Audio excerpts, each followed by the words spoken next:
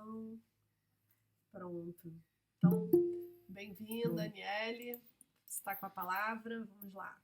Obrigada, gente. Obrigada também pela gentileza de me esperarem. Acabei de chegar da escola, foi bem corrido hoje.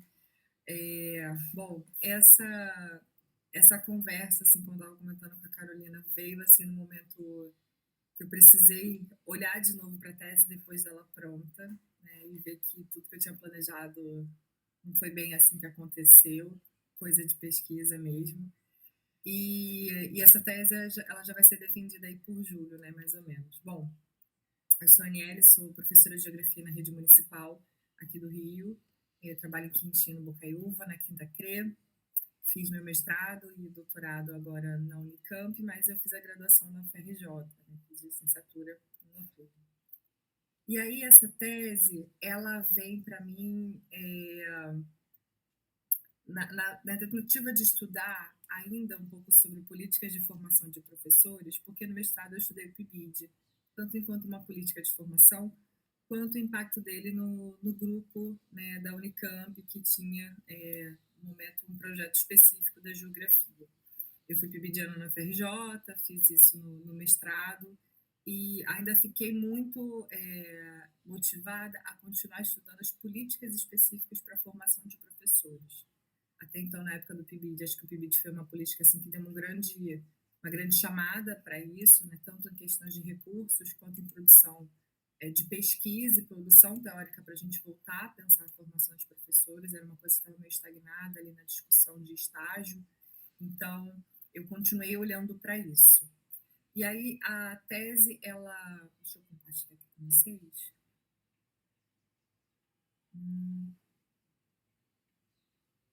Eu consigo compartilhar? Eu acho que eu tenho... Ah, tá aqui. Consegue. Em tese, sim.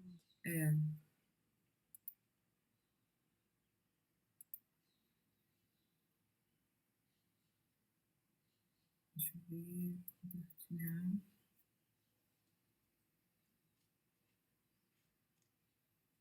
Não tá indo. Não tá a tela inteira. O que fala aí? Acho que agora foi. Sim. Beleza. Apareceu? Eu não tô vendo mais vocês, mas já tá aqui. Bom, e aí quando eu comecei a estudar a BNC Formação, ainda não tinha essa cara que a gente conheceu em 2019, né? Antes ela veio no formato de PowerPoint, naquela época estava moda, né, fazer PowerPoint para dar grandes notícias na TV. Em 2017, o governo de transição, aquele governo golpista, acaba anunciando que vai haver uma nova política nacional para a formação de professores. E aí eles apresentam os dados em que vão contextualizar o problema, né, dos cursos de licenciatura, tanto em modalidade presencial quanto em modalidade à distância, para universidades privadas e públicas. E aí uma das coisas que eles mostram para a gente nesse PDF-ão, né, que foi apresentado, é a evolução de matrícula dos cursos de licenciatura por modalidade de ensino. Então a gente consegue perceber que a presencial ela sempre tem uma certa constância aí de 2003 até 2015, que é o recorte que eles fazem a partir do censo de 2016, mas a gente também observa esse crescimento dos cursos à distância das universidades privadas, né? Você vê aí um disparo desses cursos a partir dos anos 2010 para cá. E vai se tornando uma constância, né? Você vê que fica constante tanto para a distância quanto presencial. O que eles querem mostrar para a gente nisso, né? Que existe um interesse em rediscutir a formação de professores com relação também às suas modalidades. E aí eles vão anunciando, por exemplo, como os professores das séries finais do ensino médio estão adequados à sua formação. Nesse gráfico eles colocam, né, as disciplinas desses anos, né, do quinto ano ao nono e do primeiro ao terceiro ano do ensino médio. E eu destaquei aqui a geografia, a partir também de alguns grupos, né? Então, no grupo 1, nós temos a licenciatura na mesma disciplina que leciona, ou bacharelado na mesma disciplina que leciona, pensando nesse professor. Em amarelo, bacharelado na disciplina correspondente, mas sem licenciatura ou complementação pedagógica. No nosso caso, é o bacharel de geografia que está dando aula. Em terceiro, essa licenciatura em área diferente que leciona, ou um bacharelado em área diferente, mas com uma complementação pedagógica que pode deixar ele em sala de aula enquanto professor de geografia. Em vermelho claro, outra formação superior não considerada, né? Então, ele não é licenciado, ele é apenas bacharel. E vermelho escuro, não tem curso superior completo. E chama atenção a gente perceber que, no caso da geografia, que não é um curso que tem grandes evasões, né? Um curso que segue aí formando uma determinada quantidade de alunos, existem professores atuando na educação básica, dando aula de geografia, mas sem curso superior completo. Como é que eles começam a perceber isso? A partir dos censos que eles fazem nas escolas. A gente está em fase de censo escolar, então eles vão ali mapeando mais ou menos quem é o professor que está atuando e como é que está o perfil de adequação de formação dele. Nós vemos outras disciplinas que não passam por muitos problemas discrepantes, como a biologia, né? Ela atende bem os cursos, principalmente porque não dá para ter professor de Química e Física atuando nas séries finais do ensino médio, mas a gente observa que artes, sociologia e filosofia são disciplinas que não têm adequação formal para essa atuação, e eles estão lá. O que esses dados não revelam é que se esses professores estão atuando nas escolas públicas ou privadas, é um censo mais geral. Dá para a gente imaginar que, somando as escolas privadas e públicas, eles estão considerando que a maior parte seja nas escolas privadas, né? E aí eles elaboram um super diagnóstico muito fechado, né, com uma justificativa para a elaboração de uma base para a formação inicial de professores, que ainda não é a BNC formação como a gente conhece agora. Eles colocam aí 5 resultados, né? Primeiro, que os estudantes, eles são ruins, né? Os estudantes de licenciatura, eles não têm resultados suficientes, isso eles observam pelos ENADES. E também eles observam que os resultados dos alunos nessas provas do SAERJ, do SAREB, né, que vão compor o SAEB, não são suficientes. Isso aumenta desigualdades educacionais no território. Segundo, é que existe uma baixa qualidade de formação de professores. Como eles conseguem medir isso, não fica claro, eles só simplesmente dizem isso. Também dizem que os currículos de licenciatura não oferecem atividades práticas, esquecendo completamente que a gente teve aí resoluções de 2002 para cá que colocam a prática como componente curricular, né? Além disso, as práticas enquanto disciplinas desses cursos de licenciatura. Poucos cursos vão se aprofundar sobre a educação infantil e sobre os ciclos de alfabetização, e aí eles estão falando diretamente sobre os cursos de pedagogia. E os estágios curriculares ocorrem sem planejamento e vinculação com as escolas. Esse último item, assim, deu, na época, um grande bafafá, porque não dava para afirmar isso, diante que já existia a resolução de 2015, que já fechava muito bem essa questão dos estágios, que estava em discussão desde 2002. Então, foi um diagnóstico que não teve muito respaldo, a não ser esses dados muito abertos que eles apresentaram aí para a gente. E aí, nessa tentativa de justificar, eles pensaram, né, a proposta de uma base inicial para a formação de professores, ainda no governo Temer. Então, a gente tinha ali o ministro da Educação, que é o Rocieli Soares, atual secretário de Educação do Estado de São Paulo, já fazia parte ali do Conselho Nacional de Educação também desde 2016, se eu não me engano. No governo Temer, ele participa tentando propor esta nova base para a formação de professores. Já se usava o nome base mesmo, porque a BNCC já estava lá. Em 2019, a gente começa o contragosto, né, que foi esse governo do Bolsonaro. E aí eu quis especificar, melhor, explicitar que a gente teve esses 4, né, ministérios aí, diferentes entre si, mas todos dentro do mesmo interesse, que foram compostos tanto pelo Ricardo Vélez até o Vitor Godoy, que na verdade não foi o ministro, ele foi só um secretário, né, do MEC que estava ali e assumiu o posto temporariamente porque o Milton Ribeiro saiu. Nisso a gente começa a perceber como foi esse governo do ponto de vista para pensar as políticas educacionais no Brasil, né? A gente vê essa forte influência do presidente nas pastas ministeriais, mas uma forte resistência de conselhos específicos, né? Então, a gente vê que câmaras da educação básica e câmaras do ensino superior não estavam necessariamente aí apoiando tudo o que se fazia.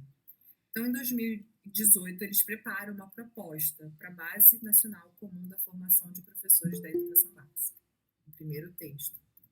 Só em 2019 é que eles convocam uma audiência pública pelo Conselho Nacional de Educação para ouvir, né, o que a sociedade civil tinha a dizer a partir de um decreto que eles lançaram em cima da hora, que foi o decreto 22 de 2019, que já dá a cara da BNC Formação, como a gente vê agora. Então, levou quase 2 anos para que eles finalmente sentassem à mesa com a sociedade civil. Nesse período, eu consegui observar que não existia esse diálogo direto que antes era comum no Conselho Nacional. O que o Conselho Nacional faz? Ele convoca representantes da sociedade civil para discutir algumas pautas. Fala, olha, a gente tem essa proposta, a gente quer saber o que vocês acham sobre isso, o que vocês querem acrescentar aqui. Nesse momento do governo do Bolsonaro, foi tudo portas fechadas, era simplesmente uma equipe técnica, uma equipe de consultores, assim, e os conselheiros. Não havia mais essa troca. Isso foi excluindo as universidades de se posicionarem com relação não só ao que ia acontecer na licenciatura, mas, de certa forma, para o ensino superior inteiro. Para a educação básica, a mesma coisa, e a educação básica, a briga foi pior, né? Bom, e aí no final de 2019, mesmo saindo essa audiência pública, que foi convidada assim em cima da hora, nós tivemos presenças assim importantes lá para questionar qual era a necessidade dessa nova resolução, visto que a gente já tinha uma diretriz curricular nacional em 2015 para pensar a formação de professores em voga e em meios de implementação pelas universidades.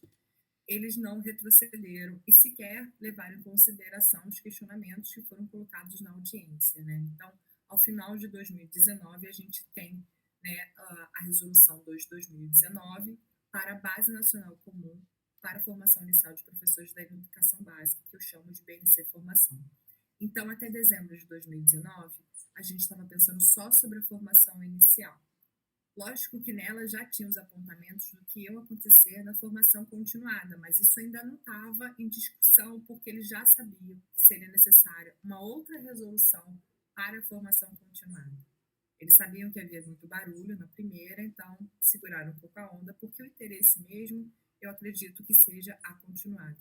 E aí eu já precisei dar um corte na tese, porque eram muitas pessoas, muitos dados que eu precisava acompanhar. Então eu falei, bom, vou falar só sobre formação inicial, vou observar, né, ler sobre a formação continuada, mas eu não vou discutir necessariamente o desdobramento disso na formação continuada, porque o caldo mesmo estava acontecendo na formação inicial.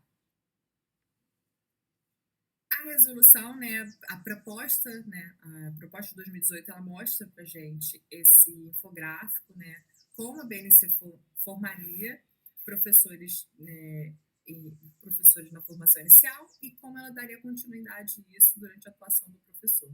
Então, foram pensadas ações para diretrizes curriculares para as licenciaturas, a reformulação do programa Residência Pedagógica, né, dando fim ao PIBID, fazer um ENAD específico para licenciaturas, e esse ENAD seria uma condição de prova para ingresso nos concursos públicos, né? Então, ele já daria uma certa medida aí, ajudando os professores a cumprirem um banco nacional de professores e de vagas, e aí a gente poderia, quem sabe, escolher o lugar para trabalhar de acordo com essa nota do ENAD.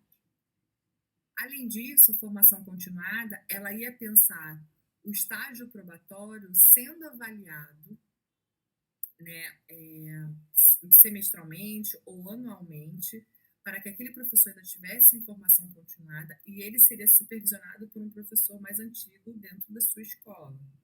Além de reformular o plano de carreira e pensar essa avaliação ao longo da carreira, sempre considerando que o professor em formação continuada ele estaria em relação com um professor mais antigo, né, um supervisor que pudesse orientar ele, etc. Bom, dessa proposta do que eles trouxeram para cá, eles acabaram fragmentando os textos, né? Então, eles trouxeram de novo a ideia dos eixos formativos baseados em habilidades e competências, coisa que a gente já tinha visto na BNCC. Isso não era mais nenhuma novidade, já se esperava que a discussão de habilidades e competências retornasse, só que a gente não esperava é que essas competências específicas, que eles chamam de competências de conhecimento profissional, prática profissional e engajamento profissional, fossem se tornar competências curriculares, literalmente no corpo do texto. Então a gente vai ver essa forte influência aí da BNCC já claramente modificando como vai ser, né, os cursos de licenciatura daí para frente. Então, enquanto conhecimento profissional, a gente vê o domínio de conteúdos e como saber ensiná-los, demonstração de conhecimento sobre os estudantes e como eles aprendem, reconhecer os contextos escolares, né? Reconhecer os contextos dos alunos, conhecer a estrutura e a governança dos sistemas educacionais. As práticas profissionais elas estariam voltadas muito para endossar como planejar as ações, né, que resultem sempre em atividade efetiva, uma aprendizagem efetiva, criar e saber gerir ambientes de aprendizagem, avaliar a aprendizagem do ensino, conduzir práticas a partir dos objetos de conhecimento, as competências e as habilidades da BNCC, e tudo isso sempre ali em cima do tal engajamento profissional. Engajamento que virou uma palavra aí na moda, assim como habilidades socioemocionais, que é essa capacidade do professor estar envolvido, se desenvolvendo, desenvolvendo outras possibilidades para os seus alunos, sempre, né, sendo aquele boost para o cara aprender mais. Isso não é uma coisa que eles inventam, eles já trazem isso de algumas literaturas aí que pensam as competências desde a década de 90. E a gente vai ver que uma das referências dessa literatura se tornou, inclusive, conselheira, e eu vou falar isso um pouco mais à frente. Bom, e aí uma coisa que já me chama atenção, e eu já acredito que seja um resultado da minha tese, é essa articulação entre os 3 planos para a educação básica. A Base Nacional Comum Curricular, que não começa em 2015, na verdade ela se apresenta em 2015, mas ela é muito mais antiga que isso. Nós temos a ideia do novo ensino médio, essa reformulação que aconteceu aí, né, de proposta em 2016 e 2017, e faltava, né, formatar também o professor. Não bastava a gente ter uma nova base para a educação básica, um novo currículo para a educação básica, não adiantava a gente ter um novo ensino médio se a gente não modificasse esse professor que fosse o sujeito engajador dessas ideias que eles estão colocando. Então, os 3 projetos, eles andam juntos. Para mim, dos 3, a BNC Formação é o mais simples de fazer, foi o mais fácil e o mais tranquilo. Mas ele não foi nem o primeiro, nem o segundo. O primeiro projeto, eu acredito que já seja o novo ensino médio, mas só poderia ser feito o novo ensino médio se a gente tivesse uma base antes disso. Então, eles foram articulando as coisas há muito mais tempo do que a gente tem imaginado aí. Bom, aqui eu trouxe para a gente observar uma comparação, né, desses currículos de licenciatura de 2002 para cá. Por que eu estou demarcando 2002? Porque 2002 é o currículo, é o documento que acaba com 3+1. 3 anos de bacharelado, mais um de complementação pedagógica, mais um de licenciatura, e você saía professor e bacharel na sua área de ensino. A resolução 2002, ela foi uma resolução super discutida, ela tinha um movimento super importante em torno dela, em defesa das licenciaturas, para que a gente também, inclusive, conseguisse ampliar, né, os cursos de licenciatura e trazer mais alunos para as universidades. Não vou discutir, né, apontar todos eles, mas vou lembrar algumas coisas aqui que são importantes. Em 2002, a gente estabelece identidade própria e regulamenta cursos de licenciatura. Acaba com 3+1. A gente acrescenta 1.800 horas para conteúdos curriculares. Que conteúdos são esses? Bom, vai ter que ter disciplina voltada para as práticas curriculares, né? A gente não vai ter só a geografia urbana, a gente não vai ter só a agrária, etc. Nós vamos ter disciplinas que sejam voltadas para a atuação profissional do professor. E aí eu acho que eu eu não sou mais antiga, acho que Maurício já é a primeira turma da UFRJ que vai mostrar isso, que é o primeiro curso da UFRJ, da geografia, com essa cara, né? Você vai ter as 400 horas de práticas curriculares, você vai ter as 400 horas de estágio, que não eram bem assim, você vai ter as 200 horas de ACC, porque se entende que as atividades complementares que sejam culturais, elas também fazem parte da formação do professor, são importantes para esse curso. Além disso, você vai ter a inclusão da discussão da educação especial na forma do curso da disciplina de Libras. Então, algumas universidades já começam seus cursos com a obrigatoriedade de Libras.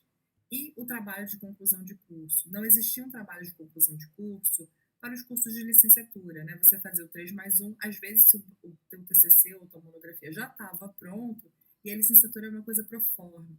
Não tinha uma discussão sobre a sua atuação profissional, não tinha muito embasamento teórico sobre isso. Então, em 2002, ela vem para reverter um pouco essa ideia, né, bacharelesca da formação de professores. Em 2015, a gente revisita essa resolução e cria as diretrizes curriculares nacionais para formação inicial e formação continuada, com princípios formativos para a formação docente. O que são os princípios formativos? São ideias gerais que a gente espera que o professor vá desenvolver tanto durante o percurso, durante a licenciatura, tanto enquanto a sua atuação.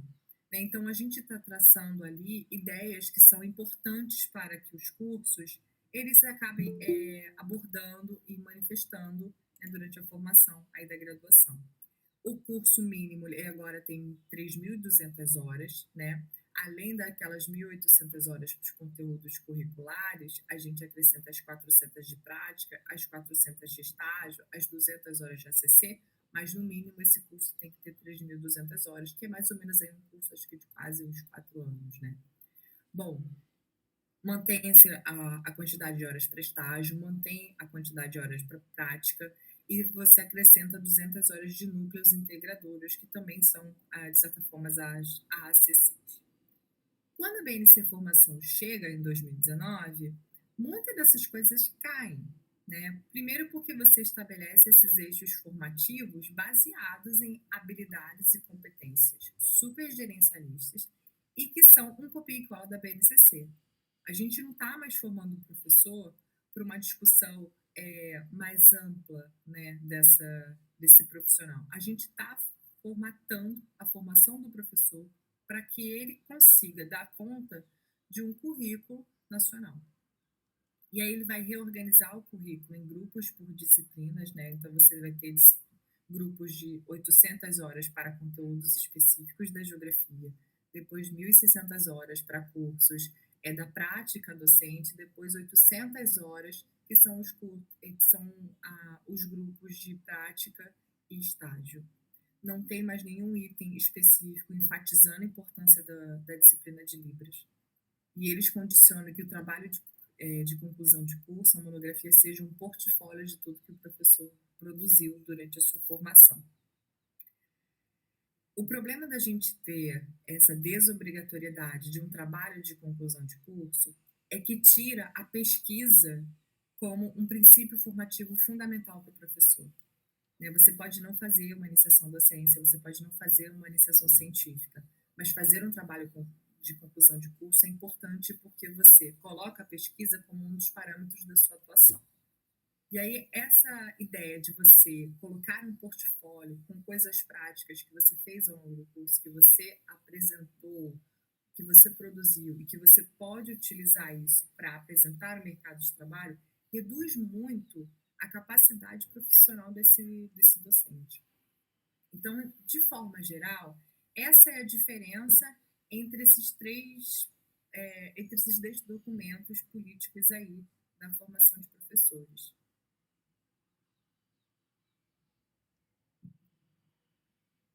Bom, diante desse contexto todo, eu fui pensar a questão problemas e objetivos da minha tese. Por que eu não queria, na verdade, sim, eu já delimitei que eu não queria fazer uma tese de currículo, especificamente sobre o currículo de geografia ou currículo de formação de professores, porque já existem trabalhos assim. E eu já sabia onde eu ia chegar, né? Eu poderia estar fazendo uma tese que já tinha sido feita, só que com outro objeto, que era a DCN de 2015 ou a DCN de 2002. Isso já foi feito, até na geografia. O que eu queria de verdade era perceber, de certa forma, como a geografia poderia ler esse objeto. Então, eu decidi focar em como os agentes reformadores e como os agentes de resistência se mobilizaram diante desse cenário. E aí tem um parênteses nisso. O governo Bolsonaro é o governo de apagão de dados. Não passei por nenhuma situação em que tivesse sido fácil adquirir qualquer dado. Desde 2017, melhor, 2018, quando é anunciado esse PowerPoint, até dezembro de 2019, não tinha nenhum dado nos sites do MEC. Não tinha nenhum dado nos sites do Conselho Nacional de Educação. A gente não sabia quem eram os conselheiros. Eles não deixavam claro nada, nada. Parecia que o site ficava quebrado de propósito. Essa era a sensação. E eu digo isso porque, assim, durante muito tempo fiz pesquisa de formação de professores. Eu estava acostumada a acessar esses bancos de dados que agora simplesmente não estavam disponíveis. Eram bancos de dados que estavam quebrados, site, link que não ligava coisa com nada. Ou quando o site estava minimamente com alguma informação, você via que o texto não estava nem formatado.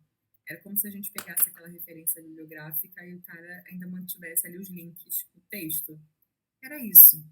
Não tinha a menor condição da gente fazer uma pesquisa nesse período, porque não haviam dados. E aí a escolha de tratar apenas dos agentes reformadores foi porque esse foi o primeiro dado que eu encontrei da tese. Depois que eu comecei a descobrir quem estava no conselho, quem estava excluído do conselho, pelo burburinho, né, da Rádio Corredor, que a gente ouvia no Unicamp, principalmente pelas disciplinas que eu frequentava na Faculdade de Educação, porque tinha muita gente envolvida com a ANPED, Associação Nacional de Pesquisa em Educação, eu comecei a entender mais ou menos que esse apagamento de dados também era um posicionamento estratégico, né? Isso foi antes até da pandemia. Bom, então eu tracei a seguinte questão-problema, que é como os agentes informadores e os de resistência atuam nas políticas públicas educacional de formação docente e praticam lugares discursivos por meio de práticas espaciais de significação. Bom, e aí, como objetivo geral, né, era mais compreender essa articulação dessas identidades coletivas que estavam ali disputando a BNC formação a partir das práticas de significação espacial deles. Como é que eu resolvi isso? Bom, eu peguei, né, decidi analisar os documentos referentes à BNC para tentar acompanhar o processo de construção e questionamento dessas ações, né, voltadas para a formação inicial de professores. Eu excluí qualquer possibilidade de entender ou acompanhar a implementação da BNC nas universidades, porque aí sim a gente já tinha começado a pandemia e tudo foi pelos ares, cada universidade estava vivendo um contexto, cada lugar estava de um jeito, e deu para notar pela Unicamp que as universidades ainda não estavam levando muito a sério essa história de BNC formação. Então, a implementação era uma coisa que não era ainda nem discutida pela universidade. E a Unicamp é uma universidade estadual. Até que a decisão do MEC chegue nela, demora muito tempo. É diferente de uma federal. Também decidi acompanhar as agendas de debate sobre essa construção, a finalização, e para ver se existia já uma possibilidade de implementação e onde isso seria implementado. E depois compreender e analisar essas práticas espaciais de significação dos agentes reformadores, bem como desses demais sujeitos aí que vão acabar antagonizando a BNC formação. Como questões de métodos e metodologia, eu tive vários problemas, né? Primeiro, esse apagão de dados, que era difícil de encontrar. Segundo, que eu tinha uma certa ansiedade de pensar como é que a geografia vai me ajudar a resolver isso. Que não seja apenas observar, né, as marcas no território, né, a espacialidade da materialidade das universidades, porque a gente já tem vários, né, estudos sobre isso. E eu precisava encontrar, então, outras formas de discutir isso. Então eu decidi aí também, né, pelo marco teórico do meu grupo, tentar organizar certas categorias e conceitos da teoria do discurso, né? Então, pensando como categorias e conceitos como cadeia de equivalência, diferença, corte antagônico, prática discursiva e sujeito-lugar discursivo possibilitam, né, olhar para esses agentes reformadores e entender, afinal de contas, o que eles estão negociando, onde eles estão divergindo, para quem eles negociam, com quem eles se relacionam, né? Tentar construir assim, uma teia, né, uma rede e ver onde estamos nós e onde esses nós eles se tornam mais intensos, onde eles se tornam interrompidos e mais frágeis.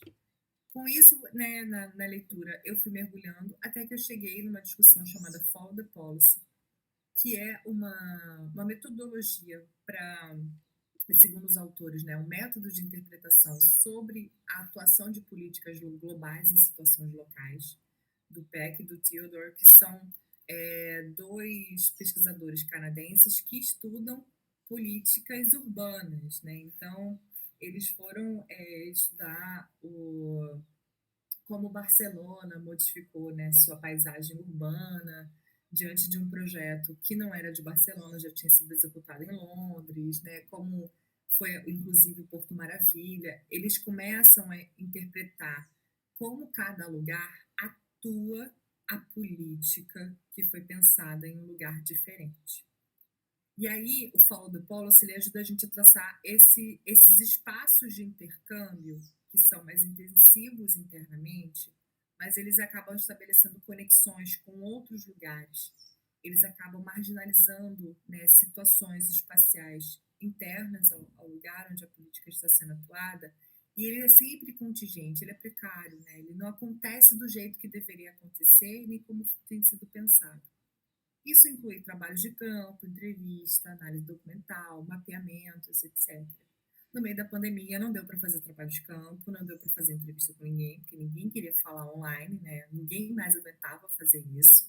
Só me sobrou mapear e análise documental. Ao invés de eu manter, então, o trabalho de campo, eu decidi fazer um mergulho virtual, né? Então, cada aba do meu computador era uma janela aberta do YouTube. Porque se teve uma coisa que eles fizeram muito durante a pandemia, foi produzir publicamente falas, palestras, seminários, assim como a gente fez dentro das universidades, eles fizeram em advocacy, né? Eles fizeram para os seus conselheiros, eles fizeram para os seus apoiadores, eles estavam ali o tempo todo comunicando como era importante fazer acontecer essa nova BNC formação. Então, meu trabalho de campo acabou sendo 100% virtual. E isso eu acabei amarrando com uma ideia que o Rafael já vem discutindo há algum tempo, que é a prática espacial de significação, então, ao contrário.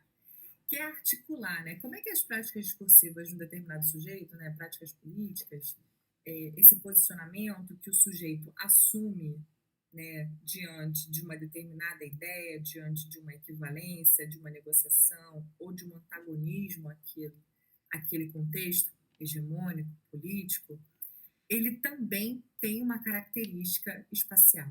Uma característica espacial porque toda prática social ela acaba sendo uma atuação do espaço, né? Ela se dá no espaço. Nem sempre ela é complexamente espacializada, mas ela tem e reproduz espacialidade. Então eu comecei a pensar, bom, eu acho que essa organização entre esses agentes, ela está representando uma determinada espacialidade que já existe no território mesmo, que são a territorialidade das licenciaturas. Além disso, eu comecei a perceber, então, que essas redes globais e locais, elas vão ser diferentes de acordo com os discursos hegemônicos e os discursos antagônicos. Então, eu criei essa separação para que eu conseguisse ainda seguir o fio da meada na pesquisa, né?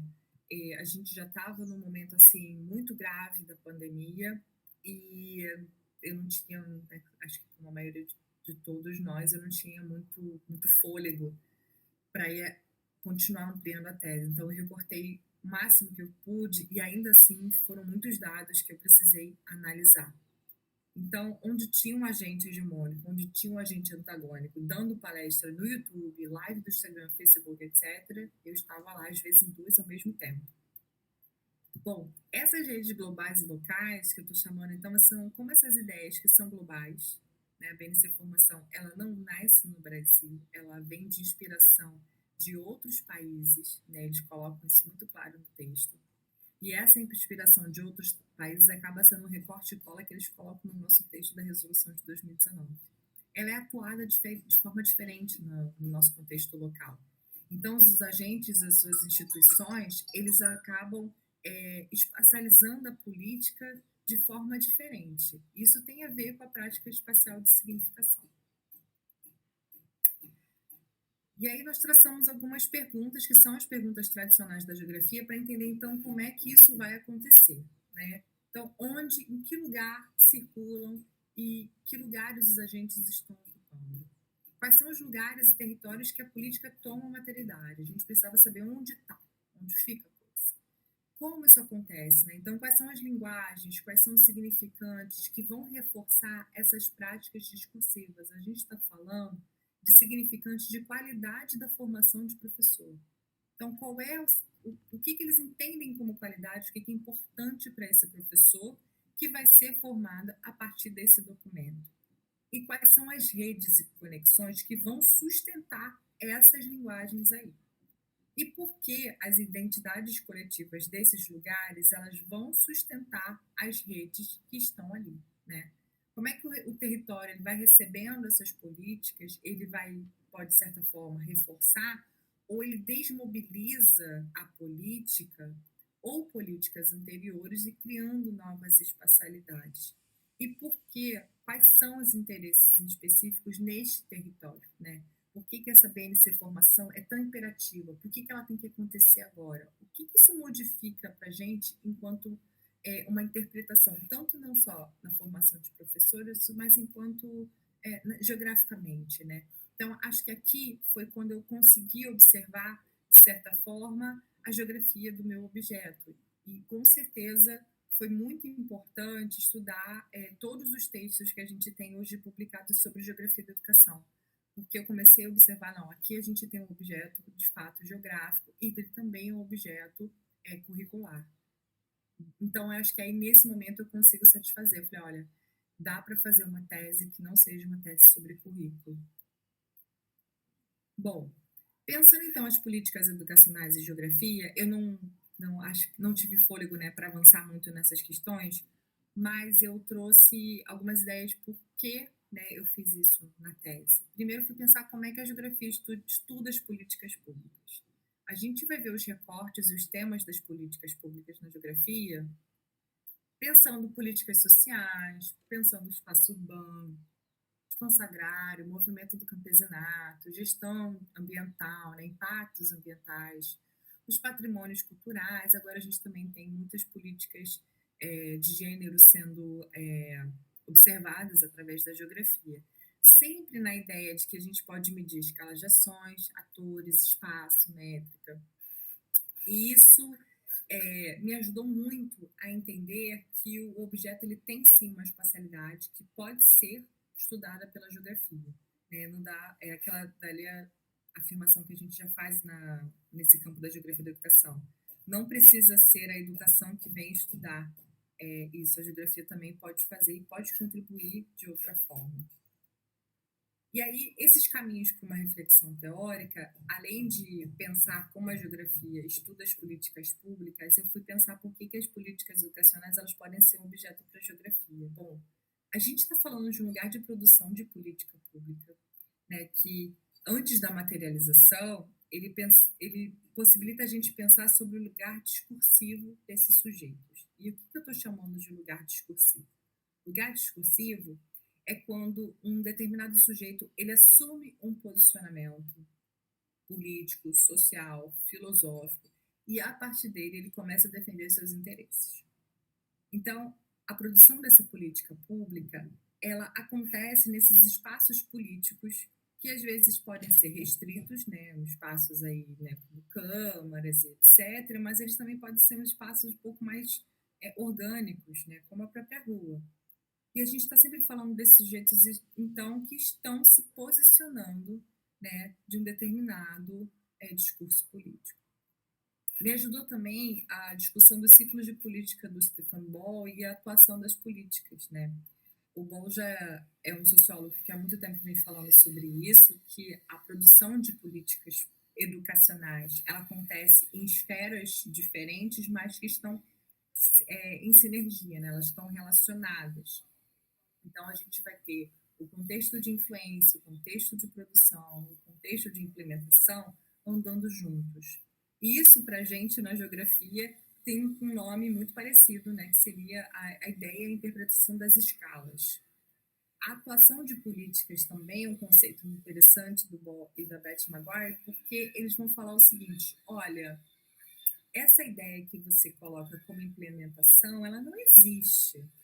O que existe é como os sujeitos que fazem parte, né, dessa política e vão ser diretamente acionados ou vão colocar isso em prática, eles estão lendo a política e atuando dentro do que eles conseguem fazer. Então, nas condições materiais, nos contextos profissionais, naquilo que eles podem fazer, eles atuam a sua política.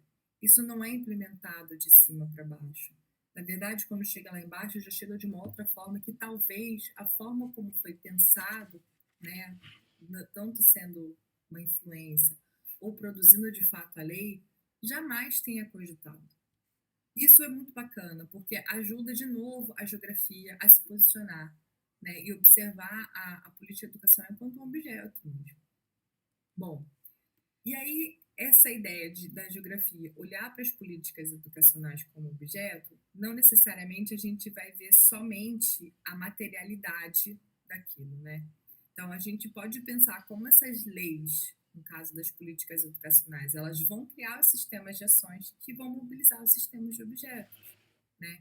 Então a gente vai observar como são criadas políticas como, por exemplo, o REUNE, que é a ampliação das universidades, mas podem mobilizar objetos espaciais diferentes, ou a gente pode aumentar, né, a materialidade disso. Só que nem sempre vai ser do mesmo jeito para todo mundo, porque o tempo todo a atuação dessa política ela vai ser ressignificada e ela vai ser tensionada de acordo com os contextos, tanto da produção dessa política, quanto até mesmo contextos socioeconômicos, né? O quanto que a mobilidade urbana de uma cidade pode ser modificada a partir da instalação de uma universidade ou não. Isso não foi pensado pela política. Então, acho que entender isso também é um caminho, além de entender essa prática discursiva dos produtores da política, né? Porque quando a gente pensa como esse cara está se posicionando, né, nesse lugar discursivo que ele está assumindo, isso ajuda a gente a pensar quais são os espaços políticos que estão em contexto, quais são os diálogos e as exclusões que estão acontecendo dentro das políticas públicas. E aí, já entrando no que seriam as práticas espaciais de significação, vou começar pelos agentes hegemônicos ou reformadores. Como agentes hegemônicos, né, eu fui observar através desses textos oficiais reproduzidos pelo Conselho Nacional de Educação quem está ali, né, como frontman, né, quem é que está dando a cara para falar e quem é que está por trás. Então eu cheguei assim em alguns grupos, né? Então associações privadas e seus representantes, representantes que não necessariamente são do Conselho Nacional de Educação, mas estão ali na órbita, né, sendo o conselheiro do conselheiro. Ele está presente à mesa na hora de discutir. Essa prática de advocacy nos eventos públicos, então eles fizeram vários eventos públicos para defender, para chamar a galera, para convidar a participação, para excluir qualquer possibilidade de resistência, e é claro na fala, eles falam mesmo que se você é contra a BNCC, se você é contra a reforma do ensino médio, você não pode estar do nosso lado. E eu também consegui observar que existe um mercado de negócios específicos para produtos educacionais. E esse mercado de negócios, ele tem também, né, pessoas que estão presentes ali no Conselho Nacional de Educação. Esse conjunto de propostas, né, do projeto de formação de professores vão acabar revelando que esses conselhos e consultores, eles têm um forte olhar privatista, né, eles vêm de associações com empresas e fundações. Aí em destaque em primeiro, né, a gente tem a Maria Helena Guimarães de Castro, que foi a presidente do Conselho Nacional até o final do governo Bolsonaro. Embaixo aí a gente tem o Mozar Neves, que foi já reitor da Universidade Federal de Pernambuco. Nós temos o Rocieli, nós temos a Guiomar Namo de Mello, que é, né, uma das grandes pesquisadoras e precursoras da discussão sobre habilidades e competências na educação. É a partir dos livros e dos escritos dela que essa que a gente retorna a essa discussão, né, tanto na BNCC quanto na BNC Formação. E a gente vai percebendo que esses conselheiros, eles não são novos, né? Eles estão aí desde a década de 90, eles só vão se renovando, ou eles trocam de lugar um pouquinho, voltam. Eles estão sempre ali em torno do CNE. Nem tanto do MEC, mas eu percebi que às vezes é mais interessante eles estarem no CNE, porque o CNE tem um peso um pouco maior na hora de discutir de fato o que vai ser feito na prática.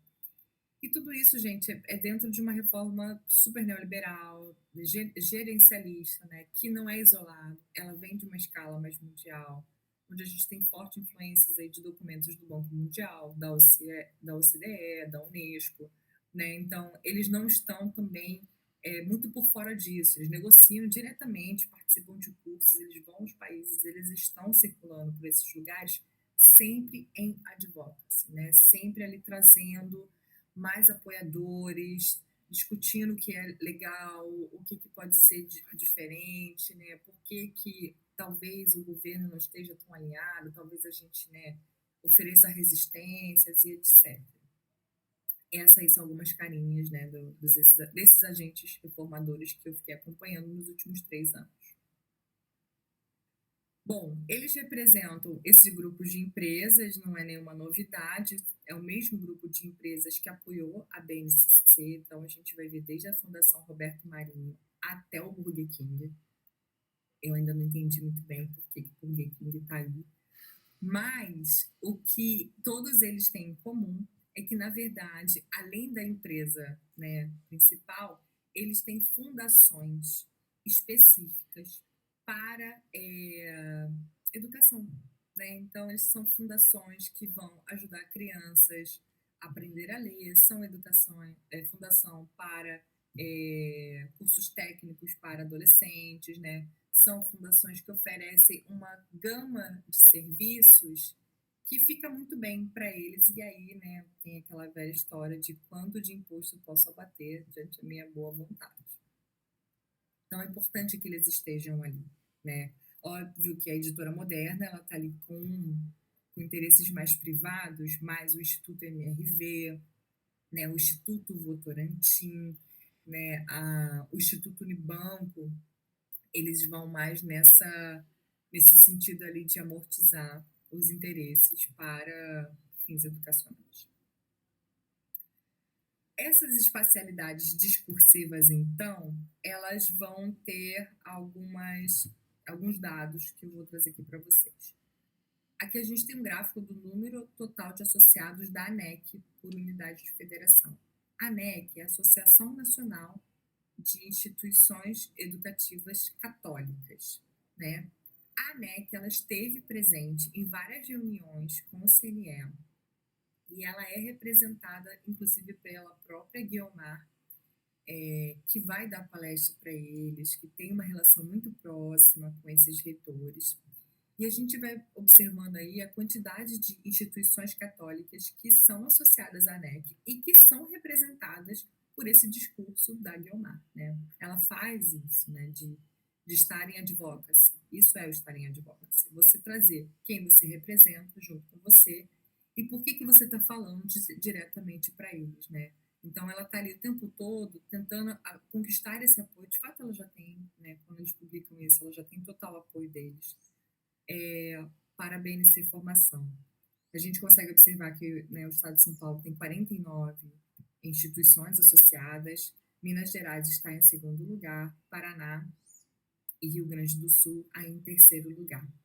Dá para observar já uma certa concentração espacial de quem está interessado nessa discussão sobre a formação de professores. No caso da ANEC, entra tanto a educação básica quanto o ensino superior. Esse mapa eu gerei a partir das matrículas em cursos de graduação, né, na modalidade de educação à distância, comparando aí com a densidade populacional. As barrinhas coloridas, né, a gente vê aí as redes privada, federal, estadual e municipal. Dá para ver que a privada é a maior de todas, em qualquer unidade da federação. Esse, de fato, são os cursos que mais formam professores no Brasil, são os em educação à distância. É muito comum que a gente costume dizer que é a educação pública, né, que forma o professor, mas não é bem assim que os dados revelam. A gente observa, sim, esses cursos de modalidade à distância em instituições privadas com mais de 80% aí de vantagem sobre as públicas. Dá para a gente observar que em alguns estados a atuação das redes, às vezes estadual ou federal, ela é menos de 1%, menor que 1%, mas também tem muito a ver com essa densidade populacional, né? Então, a região sudeste e a região sul, elas de fato são as que mais concentram matrícula, mas a região nordeste, ela também chama atenção que, apesar de ficar em terceiro lugar com relação à densidade populacional, ela tem uma participação das matrículas nas entidades privadas um pouco menor. Porque durante o período, né, do Reúne, durante o período de ampliação dos cursos de licenciatura, a gente teve um aumento muito mais enfático, né, da quantidade de universidades no Nordeste, né? Então, a gente teve uma força maior, o que acabou segurando a necessidade da população estar se matriculando nesses cursos de educação à distância. O legal de observar Rio de Janeiro é que, apesar de Rio de Janeiro ter 80% das matrículas na rede privada, a gente observa aí que as federais, elas, né, chegam com 13%, estaduais 3,9% e municipal 0,02%. Isso, gente, é o nosso consórcio CEDERJ, né? O consórcio CEDERJ aí dando resposta para esse tipo de gráfico. Quando eu mostrei esse mapa em São Paulo, na Unicamp, os colegas do grupo não entenderam muito bem, né? Nossa, no Rio de Janeiro tem tanto EAD assim. Eu falei, não tem. O que nós temos é o CEDERJ. O CEDERJ é uma política nossa, em São Paulo acho que não tem nada parecido como isso. Se tem, eu acho que é uma universidade ou outra que oferece alguns cursos, que é bacana pra gente, né? Bom, outro gráfico importante, então, da tese, ele é do Atlas do Ensino Superior, produzido pelo Instituto Semesp. É um instituto também privado, que ele é mantido pela Associação de Universidades Privadas no Brasil. E todo ano eles elaboram ou atualizam esses atlas, né? Então, a gente observa aí esse comportamento da rede privada comparada à rede pública e também com relação aos cursos de bacharelado, licenciatura, ao curso tecnológico e os não aplicáveis. Esse não aplicável eu não entendi muito bem o que seria. Mas se a gente comparar que a rede pública aqui, ó, 29% está para a licenciatura. Na rede privada, 15%. Esse dado me deixa um pouco incomodada porque não é o que mostra com relação à quantidade de matrículas. Eu acredito que aqui a gente tenha uma diferença do mapa anterior porque ele não fez a distinção das modalidades, presencial e educação à distância. Então, acho que aqui ele está somando tudo. Lá não, é só da educação à distância. Aniele, rapidinho, que a Mayan levantou o dedo, levantou a mão aqui. Ah, desculpa, Não, imagina. Você se incomoda se a gente falar aqui um pouquinho no meio? Não, né? Não, por favor, podem falar, que eu não tô vendo vocês, tá? Eu sei como é. Vocês querem que eu volte? Não, vamos ver o que... Mayan, diga lá.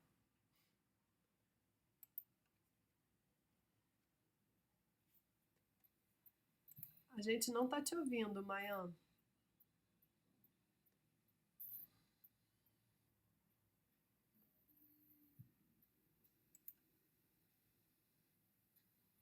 Será que ela caiu? Que ela não tá ouvindo a gente? Vocês estão ouvindo ela, não, né? Não. Tá. Tá, vou Então seguir. vai seguindo. De repente ela fala aqui daqui a Tá pouco. bom. Desculpa. Bom, daí, né, a gente tem esse gráfico elaborado. É bacana procurar também o que a iniciativa privada produz sobre esses dados, sobre formação de professores. Eu fiquei encantada, gente. Quando vocês têm dinheiro para fazer um negócio, a galera faz muito bem. São gráficos e mapas e coisas, cards maravilhosos. Tudo porque, né? É mais fácil você conseguir apoio dessa forma. Então, eles produzem muito material mesmo. Eu entrei em contato com o Instituto Semestre, perguntando se eu poderia utilizar os mapas.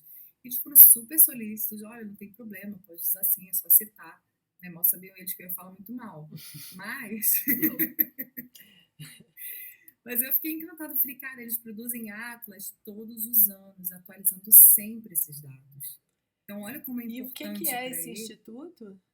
O Instituto Semesp, ele é um instituto de universidades e instituições privadas, De São no Paulo. caso de São Paulo, mas Tá. eles fazem Do Atlas Brasil assim todo.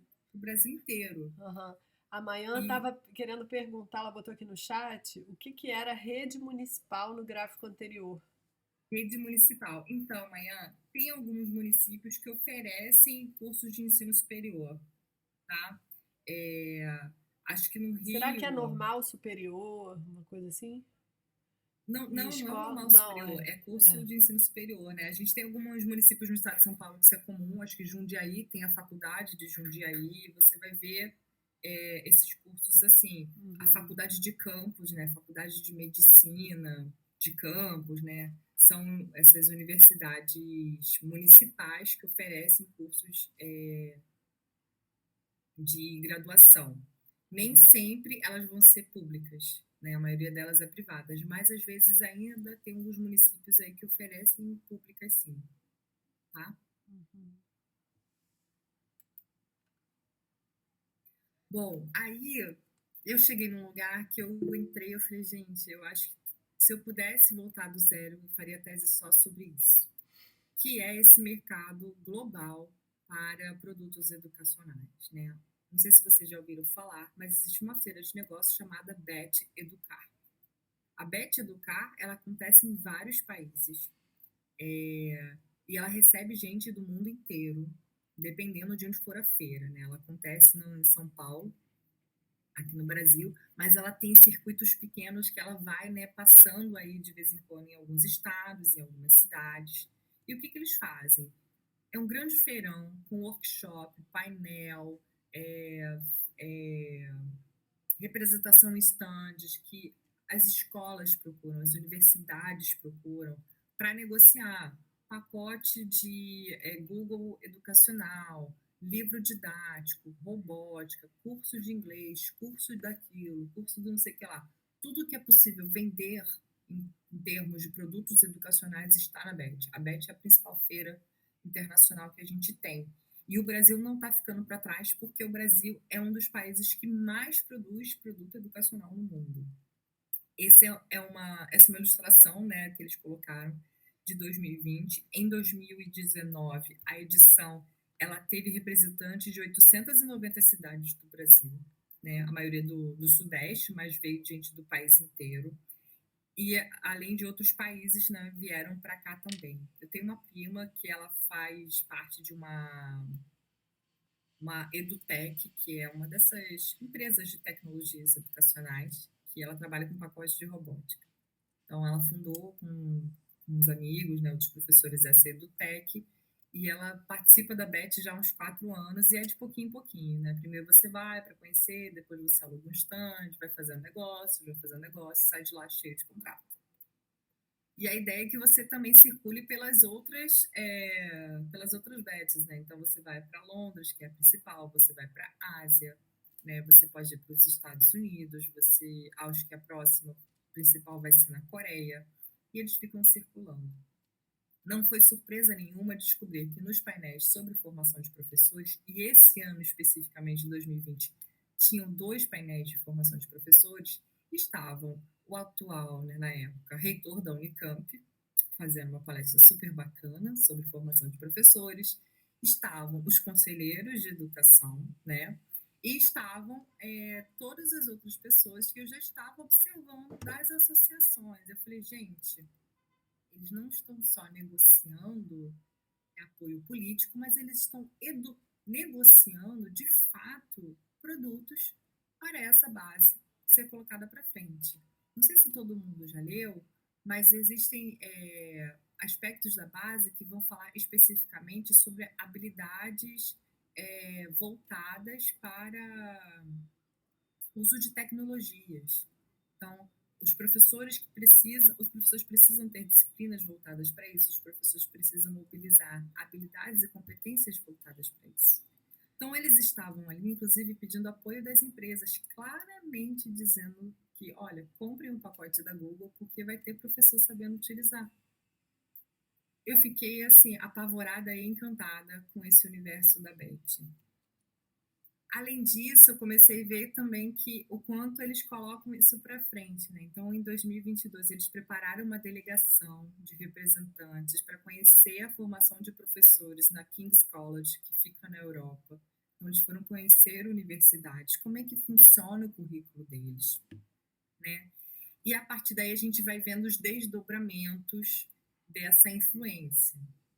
Bom, em 2022 a gente já tinha a BNC de formação continuada, e aí já não se falava tanto da formação inicial. O barato agora era falar da formação continuada, porque a BNC formação inicial, ela abre a possibilidade para o professor ter segunda licenciatura de um jeito muito mais rápido. Em um ano ele faz a formação complementar. Se você for pelo caminho tradicional, às vezes demora uns 2 anos, mais ou menos, aí. Não, você foi sendo compartimentado até chegar 6 meses, dependendo do seu curso, se for muito parecido. Isso, gente, é já um anúncio de como vai ser fácil vender cursos de formação continuada. Então, a gente vai começar a vender segunda licenciatura, a gente vai vender formação complementar, a gente vai vender curso de especialização em habilidade socioemocional, a gente vai falar sobre tecnologia, onde você vai poder formar professor para atender este currículo da BNCC, vai haver um representante do ensino superior. Então, a gente começa a observar também outras produções curriculares desses movimentos que estão ali, né, apoiando o CNE, que são os agentes reformadores. Então, a gente vai ver, por exemplo, essa proposta de matriz de desenvolvimento profissional docente feita pelo Movimento Profissão Docente e pela Fundação Carlos Chagas, né? Então, se você jogar no Google propostas ou matrizes, vocês vão ver as mais diversas. Até já recebi e-mail da Nova Escola, revista Nova Escola, falando sobre isso. E aí comecei também a observar, bom, já que os agentes hegemônicos estão, né, atuando desse jeito, o que falam os antagônicos? Que tem um silêncio nas universidades, era essa minha sensação na Unicamp. A minha sensação tinha a ver muito mais pela Unicamp ser uma universidade estadual e por ser em São Paulo, eles não esperam que eles vão ser sujeitados às coisas. O barulho mesmo seria nas federais, porque é sempre onde bate primeiro. Bom, a gente viu, né, durante 2019, 2020, o posicionamento das associações, a Amped, a Anfop, né, a Ampur, elas foram para frente, foram questionar, primeiro, por que elas tinham sido excluídas da discussão no Conselho Nacional de Educação, por que elas não estavam sendo convidadas, qual era o teor desse texto, né, depois da audiência pública. Elas ficaram muito em cima e fizeram moções públicas, cartas. Elas foram atrás de apoio também de outras pessoas, né? Então, eu comecei a perceber que existiam respostas territoriais, tensionamentos ali territoriais, que tinham a ver com esse posicionamento político que as associações elas estavam se colocando. De princípio, né, como se não, né? De princípio, porque elas, de certa forma, foram as primeiras a questionar. Então, a gente percebe uma certa hegemonia do discurso entre elas, que elas estavam e elas, né, representando os interesses dos cursos de licenciatura. também comecei a ver algumas resoluções que foram saindo no meio do caminho para tentar corrigir problemas, inclusive jurídicos, que apareceram aí pela DCN, formação e os impasses curriculares. Porque quando chega 2020, já vem a data de implementação. Bom, as universidades federais elas vão ter aí em torno de 2 anos para concluir isso. O problema era que as universidades ainda estavam tentando implementar e finalizar a DCM de 2015 e já precisavam refazer os currículos. Então, você ia ter cursos aí com 3 currículos ao mesmo tempo, cada turma fazendo uma grade diferente. Isso virou um problemaço. E aí, né, muito foi levado, muito foi discutido com o CNE, e eles começaram a postergar um pouco mais. Não, beleza, a gente estica um pouco mais para vocês terminarem em 2015, mas 2019 vai ter que ser feito. 2019 vai ter que ser feito. Também a gente teve aí o período da pandemia e começou a instabilidade política, de fato, pré-eleição. Então, o CNE, ele acabou relaxando um pouco mais nas discussões, porque internamente as coisas já estavam começando a ruir. O fato da gente ver aí que nós tivemos 4 ministérios diferentes já mostra um pouco disso. Nenhum ministério durou 3 anos, né, no caso da educação. Como é que eu comecei, então, a ler isso, né, a partir da teoria? Eu fui estudar, então, o que eram os espaços políticos, né, qual é o poder de uma associação, né? O que é associação enquanto agente político? Esse cara que representa socialmente um discurso, né, ele tem um posicionamento discursivo, o que ele influencia? O que uma carta da Amped pode influenciar para mudar isso daí, né? Comecei a perceber como os elementos da diferença, né, esses grupos que se colocavam antagônicos à BNC Formação, eles não eram unificados, a gente não via uma resistência homogênea, né? Então existiam diferenças ali da atuação e da interpretação desse texto, inclusive nos apoios. E aí a gente também percebeu a contradição territorial das estratégias que foram sendo colocadas em prática para que fosse atendida essa necessidade do MEC e que não se perdesse mais orçamento do que as universidades já estavam perdendo. Então a gente começou a perceber que o MEC e o CNE foram lançando alguns editais para conquistar as universidades, para fazerem a BNC acontecer, e a flexibilização, de certa forma, dessa implementação. E aí eu parei de pesquisar, falei, bom, agora eu já não estou mais vendo essa discussão, né, desse posicionamento entre os grupos antagônicos e hegemônicos. Agora começa a implementação. Então foi o momento que eu parei de buscar muitos dados, porque eu já tinha coisa demais, né? Isso que eu estou mostrando para vocês é o resumo do resumo do resumo do resumo, né? A gente fez mais mapa, a gente analisou muito dado de matrícula, muito dado de localização de universidade, foram vários censos que a gente precisou observar, então estou dando uma pincelada assim, né?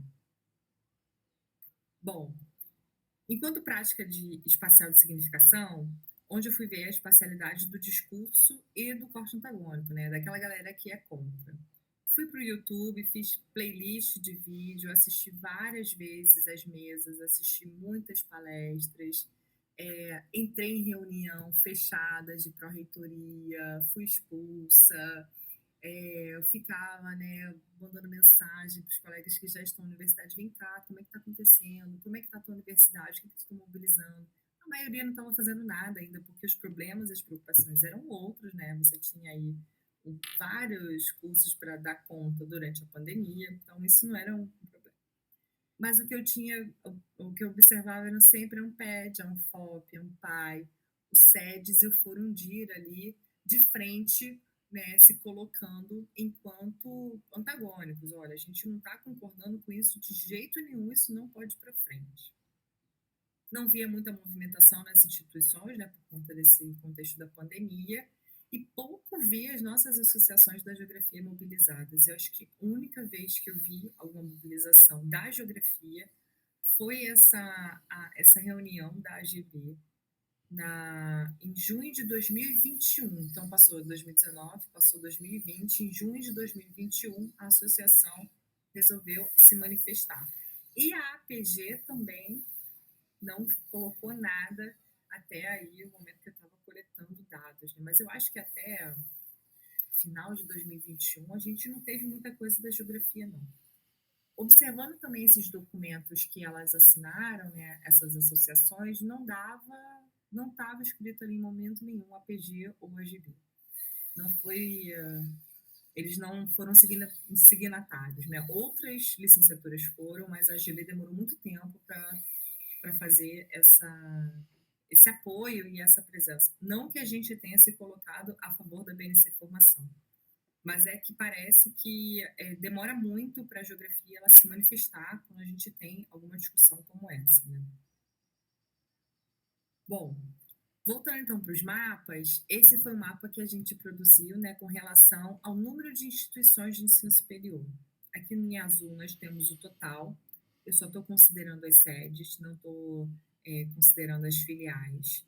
Então, a gente vai vendo aí pelas regiões o total de universidades, região sudeste sempre com muito mais sedes do que as demais. E aqui do lado direito, né, eu tenho aqui as universidades pública, estadual e municipal, né, voltando à pergunta da colega, quais são as universidades públicas municipais, a gente vê que tem bastante em São Paulo. As estaduais, né, que são muitas, e em verde embaixo são todas as privadas.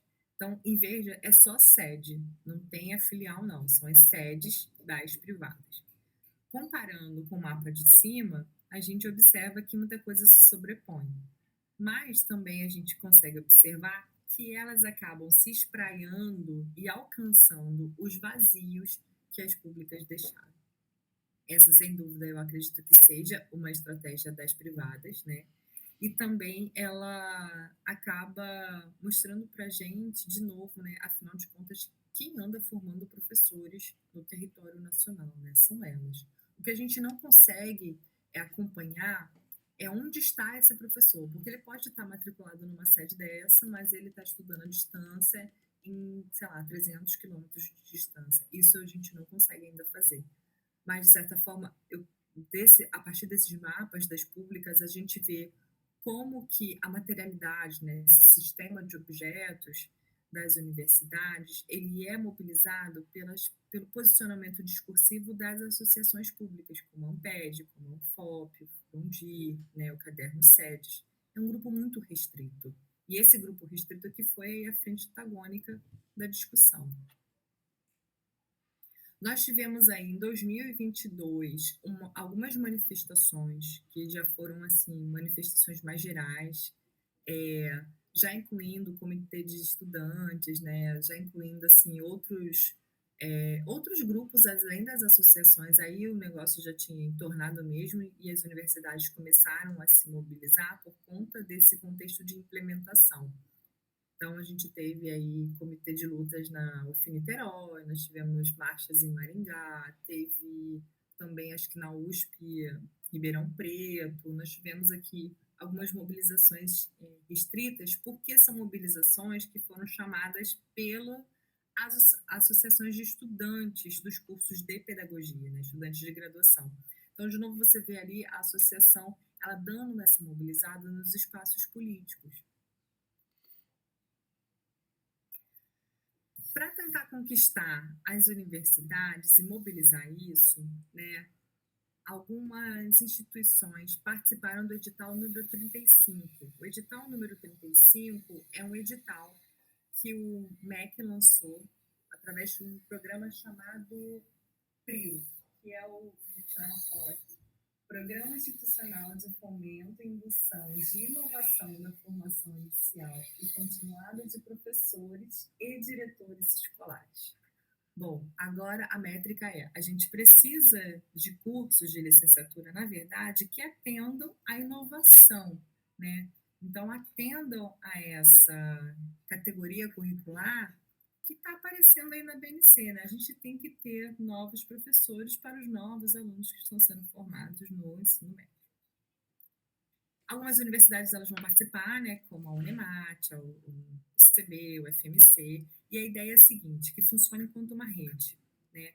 A Universidade Federal vai ser a sede, né? A sede do projeto. As estaduais e uma privada vão, né, triangular o projeto aí junto com a federal.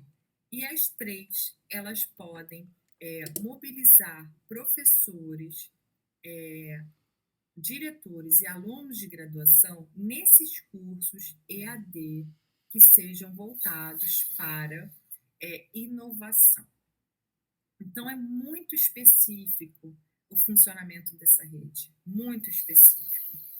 Quando eu vi quem eram as universidades que estavam fazendo parte, eu quase caí para trás, né? Porque a USP está envolvida, a PUC está envolvida, né? Federal do Piauí, Federal do Mato Grosso, que são universidades de tradição, estão presentes. Para a universidade, para o Rio Grande do Sul conseguir participar, a PUC e a Unilassalle, que é uma estadual, na verdade fizeram um convênio com a UFAL lá no Nordeste, com Alagoas. Então, Alagoas é a sede que oferece alguma coisa para essas outras duas universidades. O que elas podem oferecer? Elas podem oferecer cursos, né, de formação continuada, podem oferecer um material, podem oferecer algum sistema já de organização, de infraestrutura e etc.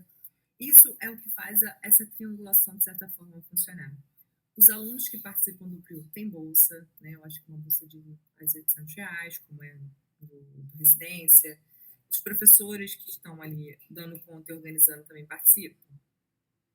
Quando a USP estava meio que anunciando que ia lançar o PRIU, a pessoa convidada a participar desse lançamento, que foi feito direto pela reitoria, não foi feito pela pró-reitoria de graduação. As graduações não foram comunicadas que isso ia acontecer, da participação da PUC, ou perdão, da participação da USP. A pessoa convidada para dar palestra foi uma das conselheiras que escreveu a primeira versão da BNC Formação, que é a Katia Smolli. Katia Smolli, ela é uma figura antiga, né, conhecida aí, que ela produz muito material para o ensino de matemática, né, ela fala muito sobre essa questão da inovação, e ela foi a pessoa convidada para falar da potência desse edital número 35. Então, a gente fez esse mapa aí, é bem simples, mas para entender esse ponto, inclusive, como as práticas espaciais, elas são mobilizadas a partir do posicionamento discursivo dessas pessoas, e eles podem, né, modificar determinadas ideias ou não. Depois, no final de 2022, nós tivemos uma nova audiência, né, de tanto ser pressionado, o CNS cedeu, fez um novo retorno de diálogo com a sociedade, porque a Maria Helena Guimarães de Castro, ela fez sozinha, sem o apoio dos outros conselheiros, alguns decretos que forçavam as universidades a fazerem logo a implementação. Deu super errado, pegou super mal para ela. Isso foi ali em agosto. Agosto já sabia que não ia continuar o governo Bolsonaro, as coisas lá dentro iam mudar. Então começou uma dança das cadeiras até mesmo antes das eleições. Então a gente viu conselheiros saindo, indo para outros lugares, o conselho diminuiu. Né, já estávamos sem o ministro da Educação, era só o secretário interino. Tudo ali já estava sendo mobilizado. E quem volta para frente é o Luiz Cury. Luiz Cury, ele foi conselheiro em 2015, 2002. Ele já tinha sido um parceiro muito forte assim, das universidades públicas. Ele não foi escolhido à toa, né, para estar de volta ali à frente do CNE, praticamente, porque ele precisava, de fato, sentar para conversar com a sociedade civil representada pelas associações, né? Tinha que ter negociação de novo, por conta desse imbróglio que virou aí a implementação. Bom, então, nós vimos aí que o CNE, ele tentou avançar com as coisas, mas aí ele acaba cedendo, falou, olha, na medida em que definimos avançar em torno de alterações ou aperfeiçoamento de itens ou artigos da referida resolução, né, nessa medida serão submetidas novas consultas e debates adequados à sua conclusão. Ou seja, ele abriu as portas e falou, não, vamos sentar e vamos negociar, porque tem um novo governo chegando aí. Esse foi o recado.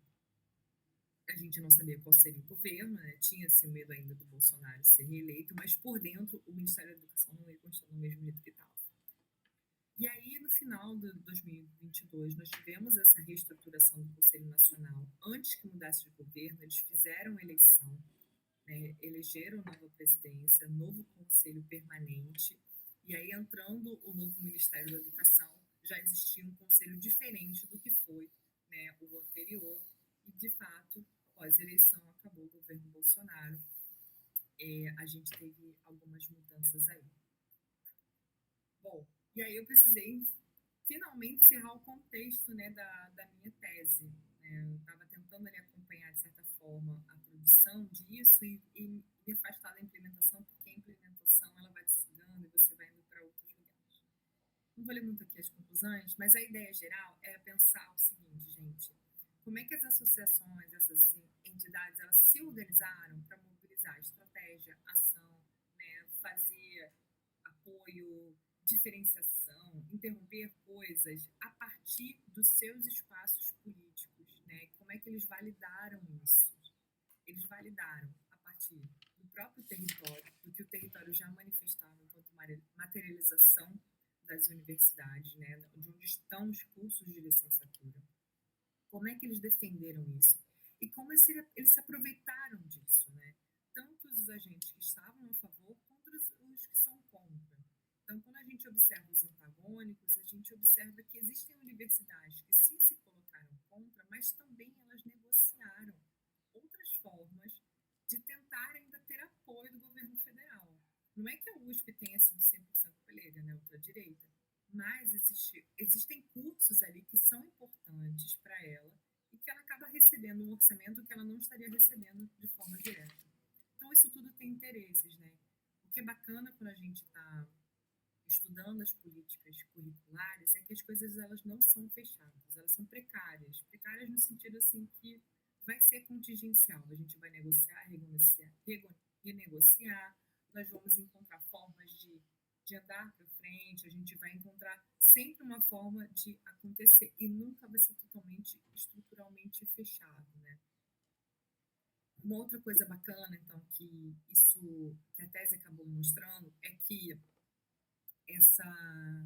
esse momento de produção de um documento, ele pensa ou ele imagina uma geografia, né, citando a Doreen Massey. Mas quando a gente começa a observar para o contexto espacial e a territorialidade que essa política pode alcançar, isso se manifesta de forma diferente. Porque os sujeitos que estão colocando isso em atuação não são os mesmos que produziram. Isso não tem nenhuma novidade para a gente na geografia. Também não é nenhuma novidade para a gente em termos de pensar, né, os contextos das escolas. Mas quando a gente olha para uma política nacional de formação de professores, a gente considera sim, né, que existem outras formas da gente pensar esse objeto, né, do ponto de vista da geografia. Bom, acho que, no geral, assim, eu queria trazer mais essa discussão para o grupo, para mostrar, né, como foi esse meu caminho metodológico de um objeto que foi difícil, foi o olho do furacão. Não ter dados foi muito ruim e, ao mesmo tempo, ter muitos dados também foi um desafio. Bom, é isso aí. Acho que tinha muito mais coisas para falar, mas eu precisei recortar porque a tese é muito, muito grande.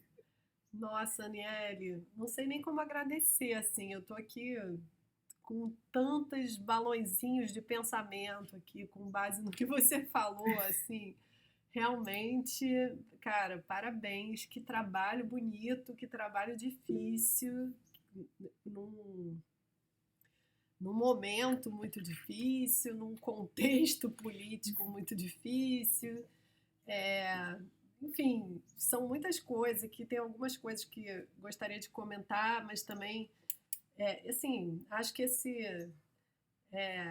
essa sua apresentação, ela é assim, uma aula realmente da aplicação de tudo aquilo que a gente vem discutindo aqui na disciplina, né?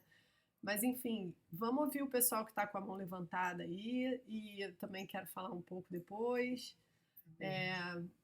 E, cara, muitos parabéns. Que trabalho bacana, assim, muito legal mesmo. Uma super contribuição, realmente. Obrigada, gente. Bom que já foi um ensaio aqui da defesa. Exatamente, hein, ótimo. para eu sair bem lá na hora da defesa. Já tá aprovada, tá? Vai lá, Angelita, você quer falar? Boa tarde, pessoal. Peço desculpas pelo atraso. Primeiro que eu vi a Aniele menina, né? Eu vi a Aniele defendendo a tese, eu fico extremamente assim, emocionada, né? Quando a gente vê uma aluna que sai da licenciatura da FRJ e escreve uma tese com essa potência. Primeiro que mostra isso, a sua potência de pesquisador. Então, agora você é nossa colega professora, mas eu espero que depois dessa defesa você consiga em breve ser minha colega na FRJ. Né? Vai ter concursos, eu acho que é o caminho. E segunda coisa, eu queria assim, eu não vou indicar leitura nem nada, porque agora é a defesa, então você tem que focar nisso. Então, quando eu estive no pós-doc em Londres, aí eu vi que a gente estava a caminho do desastre. A gente não está no desastre, mas a gente está a caminho do desastre. Porque uma coisa que a Claire, ela era muito clara nas falas dela, ela falava o seguinte: uma aposta que teve aqui no Reino Unido foi desregulamentar a profissão docente e a formação docente de uma tal maneira e, paralelamente, criar agências, criar controles para acreditação de quem pode ser professor. Então, é essa questão que a BNC coloca, mas coloca de uma forma ainda muito subliminar, a ponto que as nossas desorganizações, talvez o principal frame da sua apresentação, são os sponsors, são os patrocinadores desses eventos. Dar enfoque a esses patrocinadores desse evento demonstra da seguinte maneira: é desregulamentar a partir do Estado, a partir da LDB, que estava muito claro quem pode formar professor e quem pode formar professor são as universidades, você precisa ter um curso superior. E a partir do momento que você coloca o frame dos patrocinadores, é o que acontece em Londres. Basicamente, o Londres não deu um exemplo. O que é a Universidade de Londres? O college. Você tem lá a faculdade, mas na verdade são vários programas, mas que são programas que acreditam outras instituições que podem formar e contratar professores. Não existe, e por isso que eu acho que também é um debate curricular, por mais que você diga, eu não estou fazendo um estudo no currículo, mas ele é um estudo curricular porque ele trata justamente como esse desenho institucional interfere no conteúdo que o professor deve aprender. Os dois últimos textos da Claire Brooks, o livro do ano passado, que ela faz os estudos de casos em países anglofônicos, mostra exatamente disso. O cara ele vai aplicar um conteúdo dentro de sala de aula, mas ele não sabe a menor ideia, né? O conteúdo de ciências, ele pode tanto trabalhar nas ciências como ser professor de qualquer outra coisa, como ser diretor, como ser... E por quê? Porque o conhecimento, ele é deslocado da formação docente. Então, você desregulamenta quem pode ser professor, aumenta o controle da acreditação, e aumenta o controle, que é uma coisa muito importante do Ofsted, que é o órgão que vai fiscalizar as escolas. Que as notas das escolas é o que importa. Quem está trabalhando com crianças e adolescentes não importa, mas a nota das escolas. E a fiscalização da acreditação. Então, a Universidade de Londres, se você observar, ela vai ter um número gigantesco de alunos, mas alunos que não estão circulando ali. Porque eles estão formando professores no norte, estão formando professores na fronteira com a Escócia, estão formando professores que muitas vezes não têm vínculo com a universidade, mas a Universidade de Londres faz esse pulo. Então, é essa tendência também. Por que a USP assume? Por que a Universidade Federal de Alagoas assume? Porque as funções dos institutos de educação, elas vão ser também desregulamentadas, vão ser esgarçadas, para ele ser apenas uma instituição que não forma, mas acredita. Então, Sim. é uma outra... Não, é isso, é uma outra geografia da coisa, né? É uma outra escala também. Exatamente. E na verdade... Não vou parar aqui, porque assim, depois a gente pode conversar muito mais, mas quando eu converso com a Claire Brooks, ela adora o Brasil. Ela está vindo ao Brasil de novo, por quê? Porque o Brasil é um dos poucos casos do mundo que a formação de professores ainda depende, mesmo que a gente ache muito ruim, mas da ideia de uma formação, de uma instituição que o cara passa para estudar, para no final ter um curso de graduação no ensino superior. Não vou mais à frente, mas o que acontece é que se você observar a China fez uma reforma em que mantém ainda o controle do Estado na formação de professores. Então, você também está vendo o seguinte, também, por que também houve muita tensão? Acho que a BNC Formação não avançou porque há tensão interna se devemos ou não abrir mão das instituições de formação de professores. Inclusive, o setor privado avalia isso. Então, desculpa. Avalia demais. Demais. E quando eles visitam King's College, por exemplo, não tem um aluno de formação de professores, mas acredita. Não, eu acho que é isso. Eu acho que toda política, ela tem uma dimensão que a Aniele falou bastante disso, mas assim, essa questão da atuação das políticas, né, quando você fala da USP, por exemplo, né, das instituições que acabam abraçando de alguma forma essas oportunidades, né, é porque tem uma questão que eu acho que essas políticas elas levam sempre as instituições a um impasse do tipo, eu estou de fora ou eu estou dentro, né? Porque assim, aonde que eu vou disputar o sentido? Eu vou disputar do lado de fora, eu vou disputar do lado de dentro, né? Da implementação em si. Então, eu acho que tem muito isso, assim, porque tem uma hora que a instituição, ela fala assim, se eu ficar de fora, alguém vai fazer, porque isso não vai deixar de acontecer. Então, ela fala, então é melhor eu fazer, porque eu vou disputar o sentido disso lá dentro, fazendo, criando as redes, e sou eu que vou ditar, né, assim, de alguma forma, disputar a hegemonia desse discurso por dentro da coisa, né? E uma outra coisa que eu fiquei pensando, assim, na hora que você fala assim, né, de toda essa lógica da BNC, são muitas janelas que eu abri aqui, né, para pensar. Estou aqui ainda, minha cabeça funcionando, mas o que eu fiquei pensando, assim, quando você tem esse discurso que você fala, é preciso formar novos professores para os novos alunos, que são essa coisa que você falou, dos cursos de tecnologia, etc. Eu fico pensando, mas que novos alunos? Porque a verdade é que a BNCC e a reforma do ensino médio já são fracassadas, porque na atuação das políticas elas são completamente ressignificadas e elas são, quer dizer, sim e não, né? O que eu estou falando é isso, não é palpável, não é linear, é um caldo bastante complexo, isso que eu estou falando. Mas, assim, na realidade do Brasil, que novos alunos são esses da robótica, gente? Cadê? Quem são esses alunos? Porque não é isso que está acontecendo nas escolas brasileiras, né? Então, onde que isso vai parar? Que lógica é essa da formação dos professores com base numa reforma do ensino médio que, na prática, ela encontra os constrangimentos espaciais, né, que ela não vai acontecer dessa forma. Enfim, eu acho que é isso. Essas respostas, elas vêm aos saltos, mas elas vão encontrar muita resistência na materialidade, porque não vai, né, assim... não tem como, né?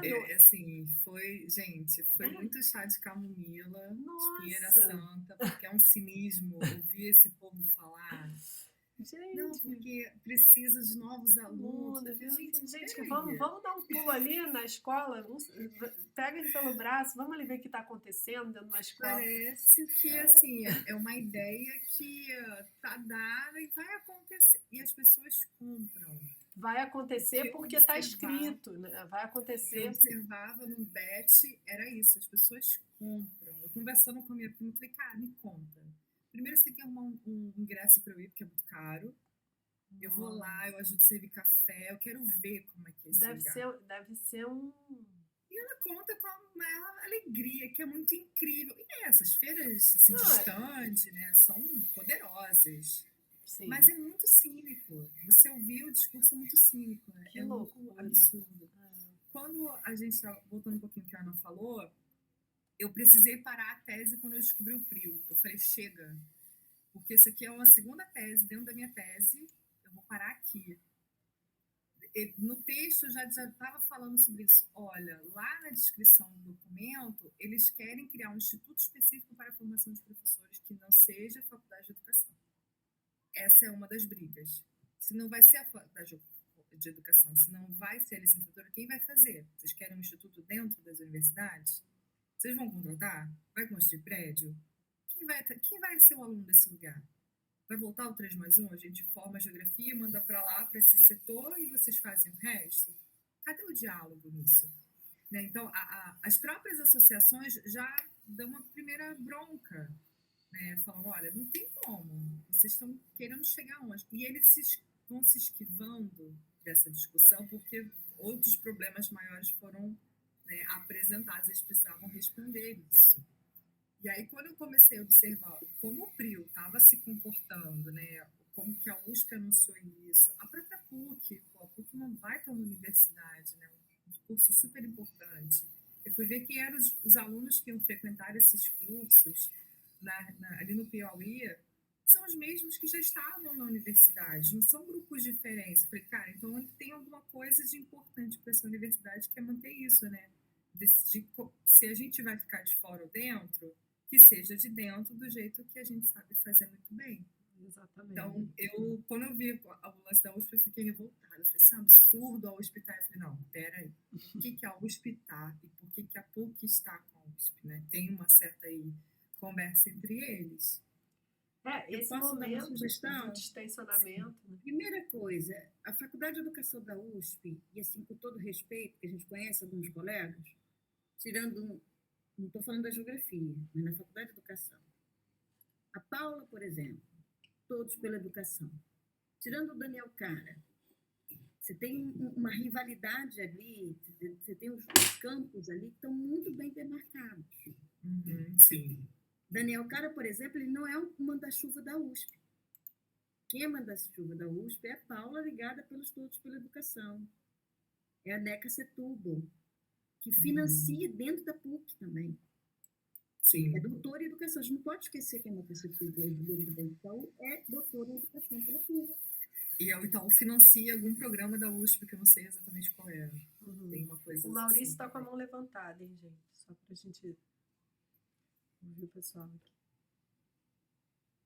Diga, Maurício. Posso aguardar aqui, não sei se a conversa aí se encerrou. Eu estava com algumas falhas aqui. Não, pode falar, acho que sim, pode falar. Bom, primeiro, parabéns, Anis. Sorte para ti aí na defesa. Você encerra tuas considerações falando em uma geografia bagunçada desses documentos que você traz do Follow the Policy, e eu não peguei a referência precisamente. E me aguça aqui a curiosidade sobre como isso se articula, né, com esse posicionamento assumido, assim, que você chamou ao longo do teu discurso, do advocacy, muito pautado pelos conselheiros e tudo mais. Então, me parece que o expoente dessa geografia bagunçada dos documentos, acho que foi assim que você colocou na sua consideração, tem um ponto nodal que é esse advogar em torno da pauta, né, das reformas. Eu queria que você falasse um pouco mais sobre isso, fiquei curioso. Então, quando o Peck e o Theodore eles vão falar dessa geografia bagunçada, é no sentido assim, olha, quando nós estamos observando essas grandes reformas urbanas em determinados países, o que a gente vê é o seguinte, existe um discurso sobre por que reformar, por que refuncionalizar Madrid, por que a gente vai trabalhar de novo em Barcelona, enfim, por que a gente vai falar sobre determinados países. E aí, quando se pensa a ideia da refuncionalização e ela vai para a prática, não é mais nada daquilo. Mesmo que a ideia tenha sido feita, originalmente seja para Madrid, né?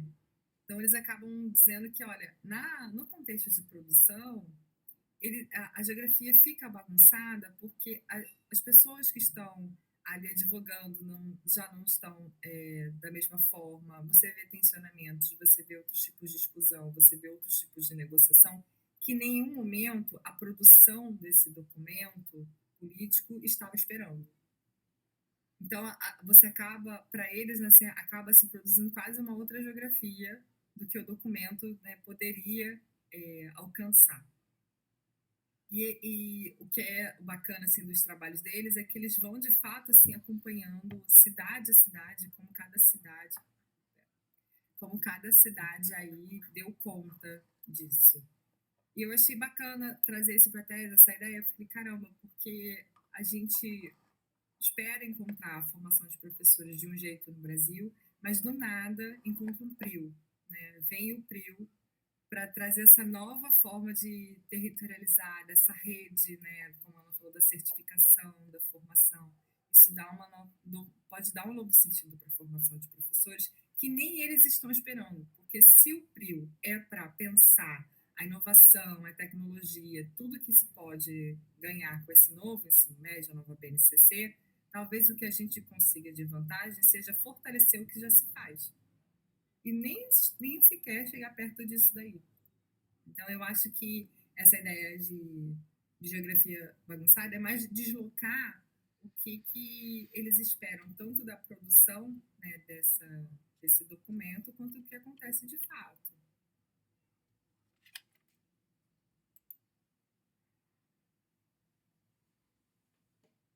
Acho que ele travou? Não. Tô aqui, beleza. Obrigado. Nada. Gente, mais alguém quer perguntar, comentar alguma coisa? Que a gente está chegando aqui no nosso limite. A Aniele está dando aula desde cedo, emendou tudo, está aqui. Pronto, só porque eu já sei embora, mas vamos lá. Vamos lá. Marcos Vinícius e Mayan. Não sei quem. Ela pode falar primeiro, depois eu falo. Eu aguardo.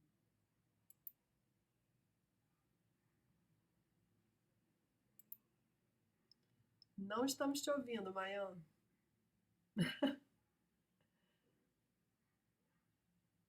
O que será?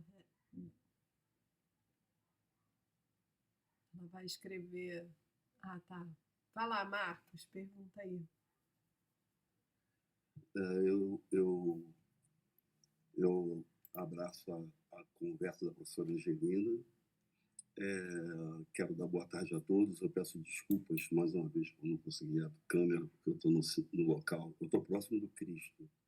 Esse maciço aqui atrapalha demais a comunicação. Eu peço mais uma vez desculpa aí por não conseguir abrir a câmera. Mas voltando aqui, acho que a professora Angelina está levantando e levantou, como todas as falas anteriores, questões que são para lá de...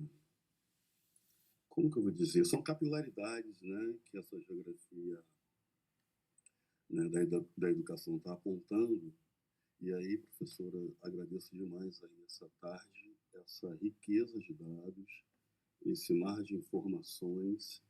E daí eu fiquei, no primeiro momento, assim, né, não buscando defesa, né, mas porque eu trabalhei um pouco e me debrucei um pouco, vou falar um pouco sobre mim, né, e o AGE, que a professora Ana Jordani coordena na UF, eu sou de lá, a gente vem se debruçando em vários frontes, dentre eles nós tivemos a BNCC, e onde eu e a companheira Daniela, a gente trabalhou a BNCC pelas janelas da geografia. Então, durante a pandemia, a gente se debruçou sobre a BNCC e a gente chegou até um evento no qual a gente, né, juntos apresentou o trabalho, né, falando dessa geografia e pegando muito, e aí, de carona, né, mas acoplando muito das suas leituras, dos seus posicionamentos em relação a essas ações, né, muito bem orquestradas,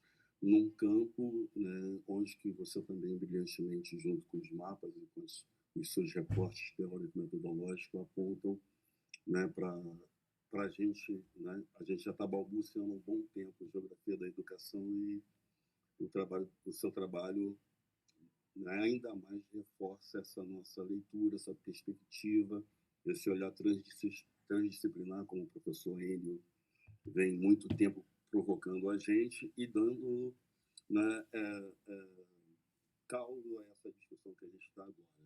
Eu estou fazendo essas considerações iniciais para, então, fazer também uma provocação no seu discurso, que você comentou a respeito de uma conselheira, né, que é produtora de livros e que teve consultora, perdão, né, assinando a BNCC. E aí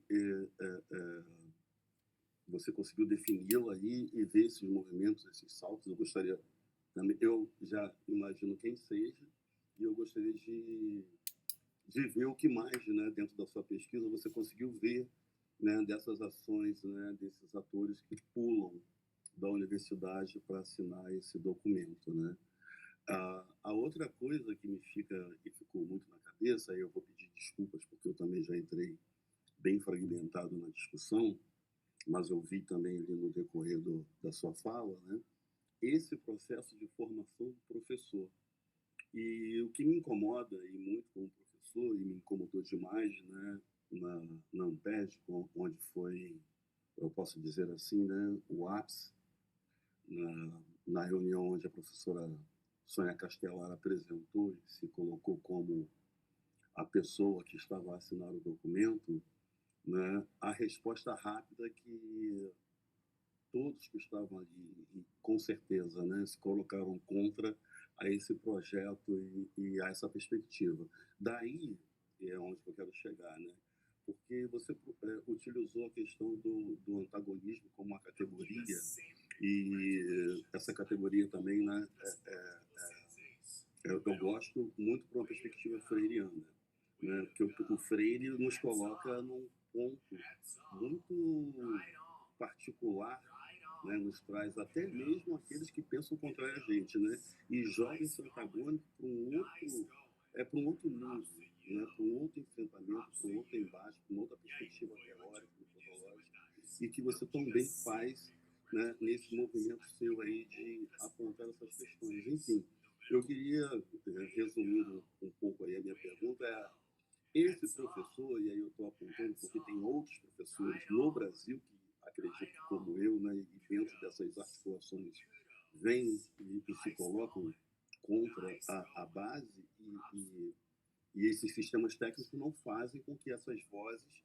de fato, furem essa bolha, que é essa informação, né, hegemônica, como você também colocou para a gente. Então, assim, eu queria ouvir um pouco mais sobre essas orquestrações dos movimentos sociais, né, e das próprias universidades. Como que você consegue perceber esses movimentos ou aquilo que você comentou, né, esses, entre aspas, silenciamentos? Por exemplo, eu não vejo a AGB inerte. Estava havendo uma briga interna na AGB e até mesmo na minha leitura hoje, né, com distanciamento, teórica e metodológica sobre posicionamentos de professores e profissionais dentro da entidade. Desculpa me alongar um pouco, né, não sei se eu consegui me fazer claro aí na perspectiva que eu estou te apresentando. Entendeu? Então, Marcos, dos conselheiros que eu acompanhei poucos conselheiros e algumas pessoas que fazem parte do grupo ali de apoio, né? Não um conselheiro permanente, mas são aqueles que são os consultores. Do grupo de consultores, eu acompanhei bastante a Guiomar Namos de Mello, que já é uma idosa, é bem antiga, assim. Desde a década de 90, ela é consultora do MEC, né? Ela produziu muito texto, ela produziu vários livros. Eu não me recordo de qual universidade ela era professora, ela já é aposentada, mas ela também foi presidente da Fundação Vitor Tivita, que é a fundação, por exemplo, da editora Abril, né? A editora que mobiliza a Nova Escola, mobiliza algumas entidades privadas aí. Durante muito tempo ela esteve ali à frente dessa fundação. E aí, o que eu acompanhava nas reuniões que ela estava, ou nos seminários em que ela aparecia, ela sempre dava palestra para o grupo que ela representava. Ela não aceitou nenhuma palestra fora para ouvir, para discutir o contrariedade. Não. Até porque ela estava ali naquele grupo para falar o que a mensagem com ela era sempre muito clara. Olha, vai acontecer desse jeito e a gente quer o apoio dessa forma. Ponto. Não tinha muito o que discutir. No caso da outra conselheira, no caso da consultora Kátia Smolli, a Kátia Smolli, ela foi uma das pessoas que escreveu a BNC Formação, a proposta da BNC Formação lá de 2018. A Guilmara também ajudou a escrever um pouco, mas a Kátia Smolli pegou mais no pesado. A Kátia Smolli, ela já é conhecida por isso há algum tempo, porque ela ajuda a produzir esses documentos pensando o ensino da matemática. Acho que ela tem livro didático, tem também alguma coisa assim, e ela é uma das pessoas que fala muito sobre tecnologia. Então, ela, para o mercado privado, é um nome maravilhoso, porque eles sempre chamam ela para falar sobre essas coisas. E foi ela que esteve lá na USP, né? Eu não acompanhei ninguém que esteve diretamente relacionado à BNCC, mas eu acredito que essas pessoas também estavam por lá. Elas não estavam muito diferentes, não.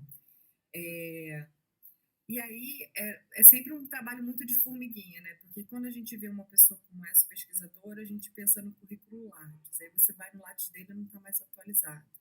Mas ele tem um portfólio no LinkedIn, mas às vezes ele está em um blog.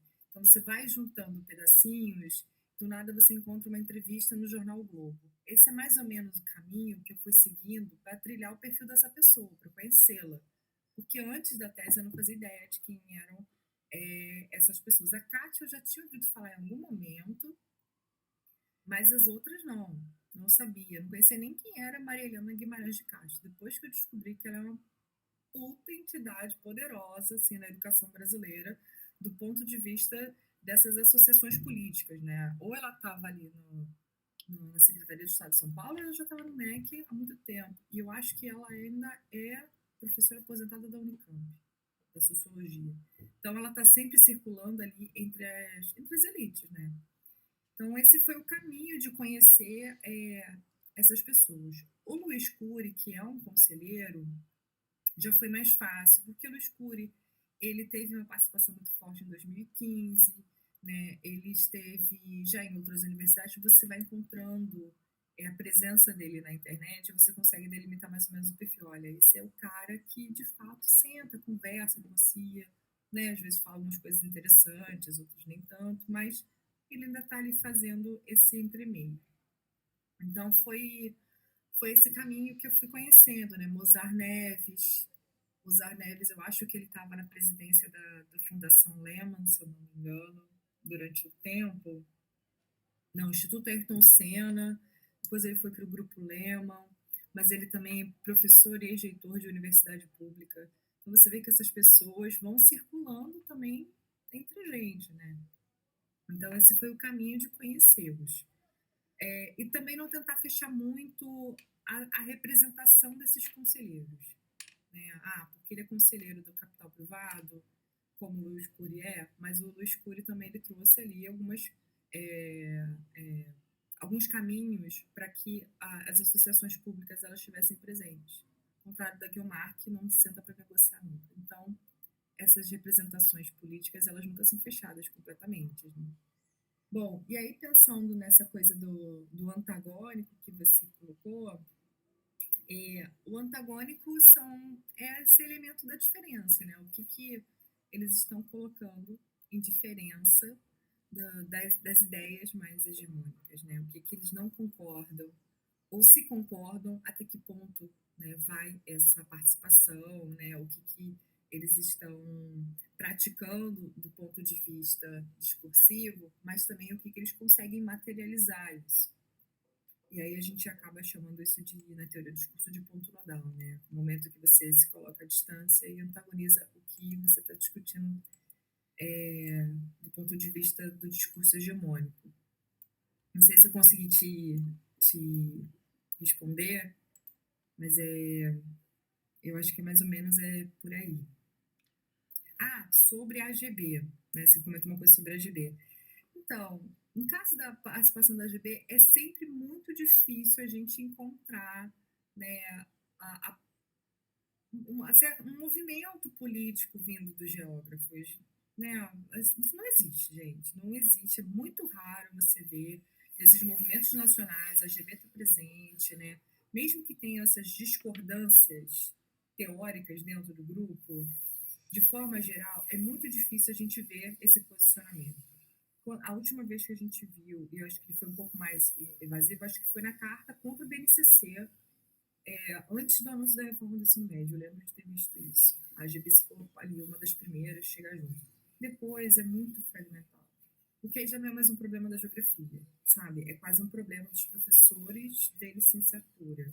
E especificamente os professores de estágio que vão ver isso aí. Depois eles fazem um resumo pra gente e passa na reunião de departamento. É assim que funciona. É verdade. Gente, a gente precisa finalizar aqui, que já está batendo o nosso teto aqui. Deixa eu só responder a Mayan, que ela mandou aqui. Ela mandou? Desculpa. Claro. Mayan, essa presença tem a ver com o ProUni? Também tem, tá? Existe um espraiamento das instituições privadas que tem a ver com o ProUni, mas também tem a ver com políticas de incentivo do capital privado para elas, né? Então, a gente vai ver que o governo federal ajudou a financiar essa ampliação das universidades, e a gente vai ver esses grandes conglomerados de universidades, né? Então, agora eu não vou me recordar de todos os exemplos, mas pequenas faculdades foram sendo compradas e foram virando esses conglomerados, né? Então, isso é muito mais uma articulação assim do capital do que um incentivo para que isso aconteça. Lógico que o ProUni ajudou muito nesse espraiamento.